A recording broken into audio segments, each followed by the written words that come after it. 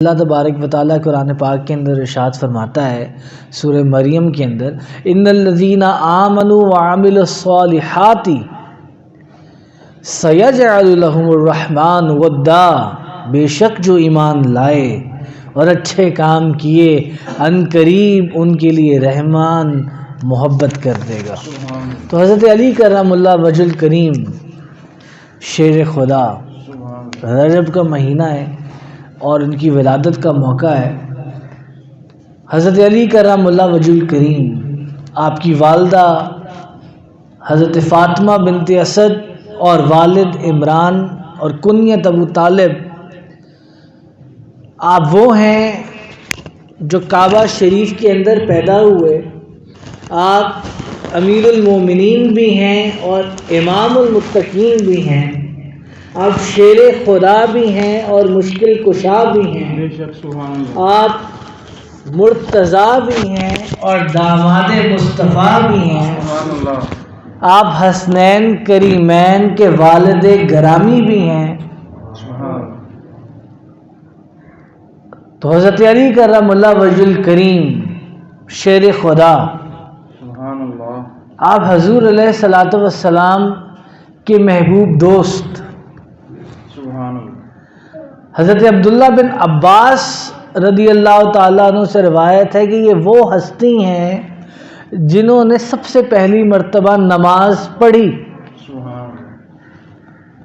علماء کا اس چیز میں اختلاف ہے، چند کا یہ کہنا ہے کہ حضرت ابو بکر صدیق رضی اللہ تعالیٰ عنہ وہ ہستی تھے جو سب سے پہلے اسلام لے کر آئے حضور علیہ الصلوۃ والسلام کے بعد۔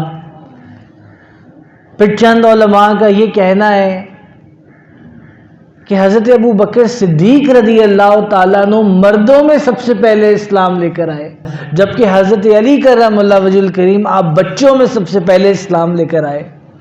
تو حضرت علی کرم اللہ وجہ الکریم کی عمر ابھی صرف 8 برس کی تھی جب آپ نے اسلام کو قبول فرمایا اور حضور علیہ الصلوۃ والسلام کے پیغام کو قبول فرماتے ہوئے آپ نے اسلام قبول کیا۔ اور اسی طرح جس طرح علماء کہتے ہیں کہ مردوں میں سب سے پہلے اسلام کنہوں نے قبول کیا؟ حضرت ابو بکر صدیق رضی اللہ تعالیٰ عنہ نے۔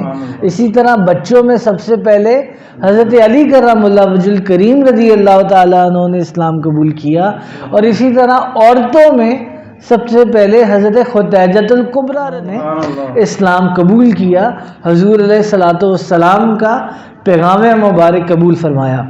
تو حضرت علی کرم اللہ وجہ الکریم، حضرت عبداللہ بن مسعود رضی اللہ تعالیٰ عنہ روایت فرماتے ہیں کہ حضور اکرم صلی اللہ علیہ وسلم تاجدار دو جہاں، شاہ سوار لامکاں، مالک زمین و آسمان، روح کن فکاں، حضور پر نور شافع و یوم النشور، حبیب رب غفور، احمد مشتبہ، حضرت محمد مصطفیٰ صلی اللہ علیہ وسلم۔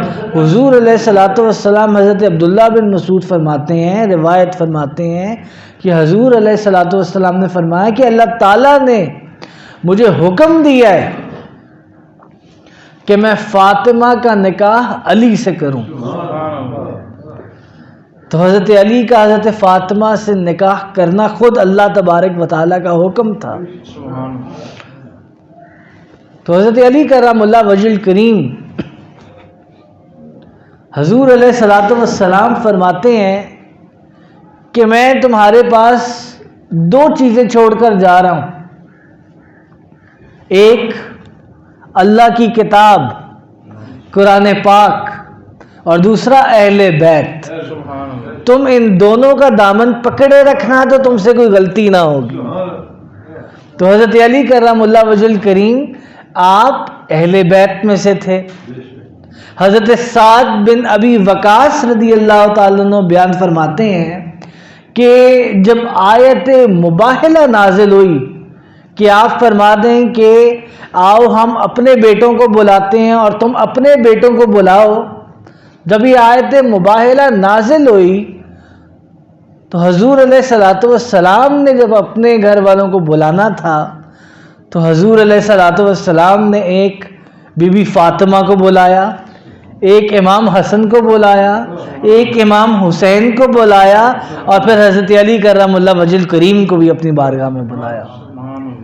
تو حضور علیہ الصلوۃ والسلام نے جب یہ سارے آ گئے تو پھر حضور علیہ الصلوۃ والسلام نے فرمایا یا اللہ یہ میرے اہل بیت ہیں، یا اللہ یہ میرے اہل بیت ہیں۔ اور پھر ہم جب اس کے ساتھ حضور علیہ الصلوۃ والسلام کی دوسری حدیث کو دیکھتے ہیں کہ حضور نے فرمایا کہ میں تمہارے پاس دو چیزیں ایسی چھوڑ کر جا رہا ہوں جن کا اگر تو تم دامن پکڑ لو گے، مضبوطی سے اگر تم ان کو پکڑ لو گے تو تم سے کوئی غلطی سرزد نہ ہوگی۔ ایک اللہ تبارک و تعالیٰ کی کتاب قرآن پاک، اور دوسرا اہل بیت، حضور علیہ الصلوۃ والسلام کے رشتہ دار، آپ کی صاحبزادی بی بی فاطمہ، امام حسن، امام حسین اور حضرت علی کرم اللہ وجہ الکریم۔ تو یہ وہ ہستی ہیں جن کے بارے میں علماء کہتے ہیں کہ یہ پہلے بچے تھے جنہوں نے اسلام کو قبول فرمایا 8 سال کی عمر میں۔ آپ کا بی بی فاطمہ سے نکاح خود خدا کا حکم تھا، اور پھر حضور علیہ الصلوۃ والسلام نے آپ کو اپنے اہل بیت میں سے فرمایا۔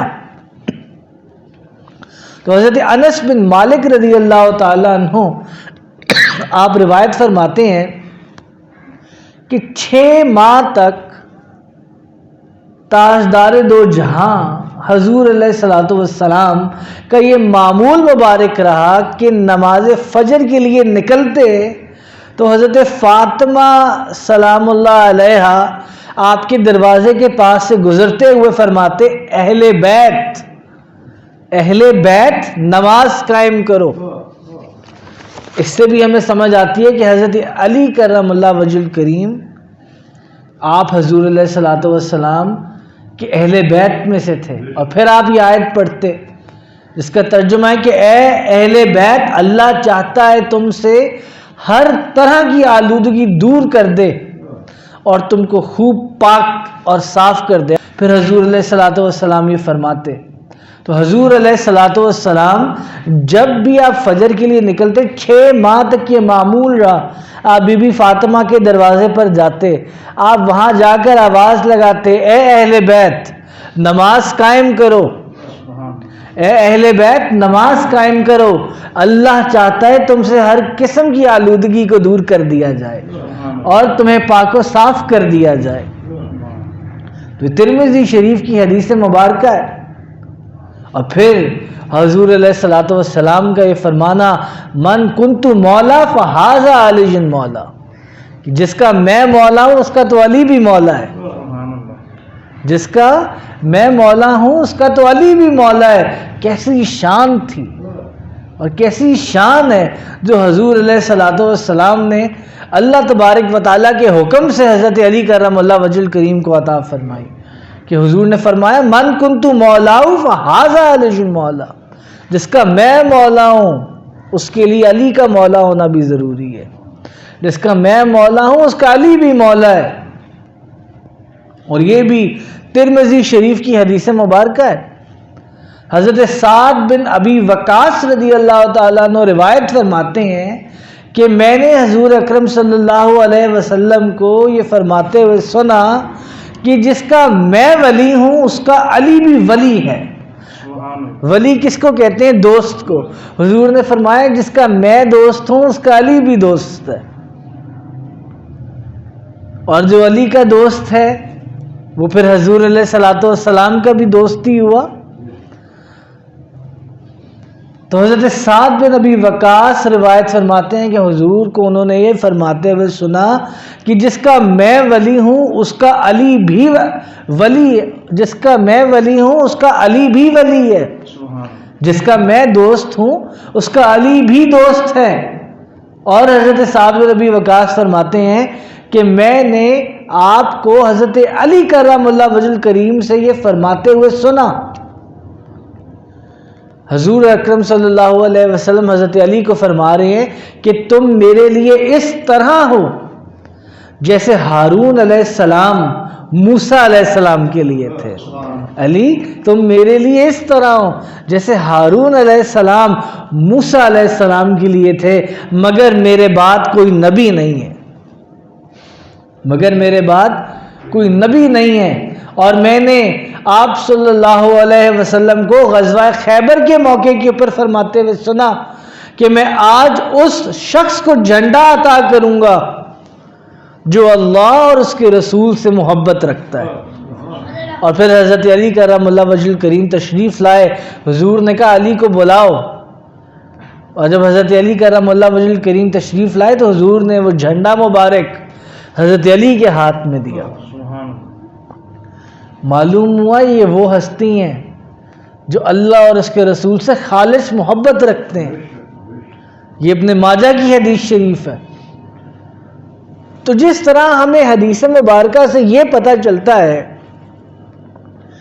کہ حضور نے فرمایا جس کا میں مولا ہوں اس کا علی بھی مولا ہے، پھر ایک اور حدیث میں حضور علیہ الصلوۃ والسلام نے فرمایا جس کا میں دوست ہوں، جس کا میں ولی ہوں، اس کا علی بھی ولی ہے، اس کا علی بھی دوست ہے۔ تو جو بندہ حضرت علی کرم اللہ وجہ الکریم کے لیے دل میں بغض رکھے، عداوت رکھے، کیا وہ بغض خود حضور علیہ الصلوۃ والسلام کی بارگاہ میں بے ادبی اور گستاخی نہیں ہے؟ حضرت براء بن عازب رضی اللہ تعالیٰ عنہ روایت کرتے ہیں کہ ہم نے حضور اکرم صلی اللہ علیہ وسلم کے ساتھ حج ادا کیا۔ آپ صلی اللہ علیہ وسلم نے راستے میں ایک جگہ پر قیام فرمایا اور نماز بعد جماعت قائم کرنے کا حکم ادا فرمایا۔ اس کے بعد حضور اقدس صلی اللہ علیہ وسلم نے حضرت علی کرم اللہ وجہ الکریم کا ہاتھ پکڑ لیا اور پھر آپ نے فرمایا کیا میں مومنوں کی جانوں سے قریب تر نہیں ہوں؟ انہوں نے جواب دیا کیوں نہیں یا رسول اللہ؟ پھر آپ صلی اللہ علیہ وسلم نے فرمایا کیا میں ہر مومن کی جان سے قریب تر نہیں ہوں اس کے لیے؟ انہوں نے جواب دیا کیوں نہیں یا رسول اللہ صلی اللہ علیہ وسلم؟ پھر آپ صلی اللہ علیہ وسلم نے فرمایا علی ہر اس شخص کا ولی ہے جس کا میں مولا ہوں۔ اے اللہ جو اسے دوست رکھے اسے تو بھی دوست رکھ۔ اے اللہ جو اسے دوست رکھے، علی کو جو دوست رکھے تو بھی اس کو دوست رکھنا، اور جو اس سے عداوت رکھے تو بھی اس سے عداوت رکھنا۔ یہ ابن ماجہ کی حدیث شریف ہے۔ تو ہمیں حدیث سے یہ بات بڑی واضح سمجھ آتی ہے کہ جس کے حضور مولا ہیں اس کے علی بھی مولا ہیں، جس کے حضور دوست ہیں اس کے علی بھی دوست ہیں، جس کے حضور ولی ہیں اس کے علی بھی ولی ہیں۔ اور جو بندہ حضرت علی سے عداوت رکھے گا اللہ اس سے عداوت رکھے گا، اور جو بندہ علی سے محبت رکھے گا اللہ اس سے محبت رکھے گا۔ تو یہ احادیث تواتر کو پہنچتی نظر آتی ہیں، جس کے اندر حضور اکرم صلی اللہ علیہ وسلم نے اس بات کو قائم فرمایا کہ علی سے دوستی میرے سے دوستی ہے، میرے سے دوستی خدا سے دوستی ہے، علی سے عداوت میرے سے عداوت رکھنا ہے، اور یہ اسی طرح خدا سے عداوت رکھنا ہے۔ تو حضرت علی کرم اللہ وجہ الکریم کی بڑی شان مبارک ہے۔ حضرت عبداللہ بن عمر رضی اللہ تعالیٰ عنہ سے روایت ہے کہ جب حضور اکرم صلی اللہ علیہ وسلم نے بھائی چارہ قائم فرمایا، جب آپ مدینہ شریف ہجرت فرما کر گئے، آپ نے مہاجرین کو لیا، آپ نے انصار کو لیا، اور آپ نے ان کے درمیان اخوت قائم فرمائی، بھائی چارے کا رشتہ جو آپ نے قائم فرمایا، ایک مہاجر ایک انصار کو حضور نے قائم فرمایا، تو حضرت علی کرم اللہ وجہ الکریم آپ زاروں کے تار ہونے لگ گئے۔ حضرت علی کرم اللہ وجہ الکریم آپ روتے ہوئے حضور اقدس صلی اللہ علیہ وسلم کی بارگاہ میں حاضر ہوتے ہیں، آپ عرض کرتے ہیں یا رسول اللہ، یا رسول اللہ، آپ نے صحابہ اکرام میں بھائی چارہ قائم فرمایا ہے، لیکن آپ نے مجھے کسی کا بھائی نہیں بنایا۔ ایک مہاجر کو ایک انصار کے ساتھ آپ نے بھائی بنایا، آپ نے بھائی چارے کا رشتہ قائم فرمایا، ہجرت کر کے آئے تھے نا مکہ مکرمہ سے مدینہ شریف، تو حضور نے مہاجر کو انصار کے ساتھ قائم فرمایا، یہ بھائی چارے کا رشتہ قائم فرمایا۔ حضرت علی دیکھ رہے تھے، زاروں کے تار رونا شروع ہو گئے، یا رسول اللہ آپ نے ہر ایک مہاجر کا ایک انصار کے ساتھ یہ بھائی چارے کا رشتہ قائم فرمایا ہے، آپ نے میرے لیے تو کوئی بھائی کو پسند ہی نہیں کیا۔ یا رسول اللہ مجھے تو کسی کا بھائی نہیں بنایا۔ تو حضور علیہ الصلوۃ والسلام آپ نے حضرت علی کرم اللہ وجہ کریم کو روتے ہوئے زاروں کے تار دیکھا۔ حضور نے فرمایا علی تم دنیا اور آخرت میں میرے بھائی ہو، تم دنیا اور آخرت میں تم میرے بھائی ہو۔ تو جب حضرت علی رو رہے ہیں زاروں کے تار، آپ حضور سے عرض کرتے ہیں آپ نے مہاجر اور انصار کے بیچ میں بھائی چارے کا رشتہ قائم کیا ہے، میرے لیے کوئی بھائی آپ نے پسند نہیں فرمایا۔ تو حضور نے فرمایا میں رہ گیا۔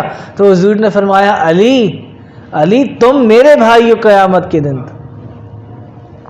تو حضرت علی کرم اللہ وجہ کریم آپ سے خود آپ روایت فرماتے ہیں، اور یہ ترمذی شریف کی حدیث ہے کہ حضور اقدس صلی اللہ علیہ وسلم نے فرمایا کہ یا اللہ ابو بکر پر رحم فرمائے، اللہ ابو بکر پر رحم فرمائے، اس نے اپنی بیٹی میرے نکاح میں دی اور مجھے دارالہجرہ لے کر آئے، اور بلال کو بھی انہوں نے اپنے مال سے آزاد فرما دیا۔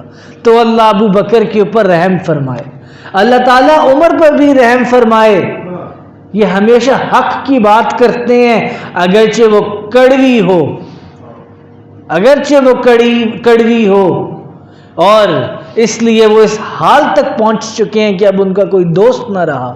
اکثر ایسا ہوتا ہے جب آپ حق کی بات کرتے ہیں تو پھر آپ کے اپنے بھی آپ سے پیچھے ہوتے ہیں، وہ کہتے ہیں یہ عدل کی بات کرتا ہے، حق کی بات کرتا ہے، یہاں ساتھ نہیں دیتا۔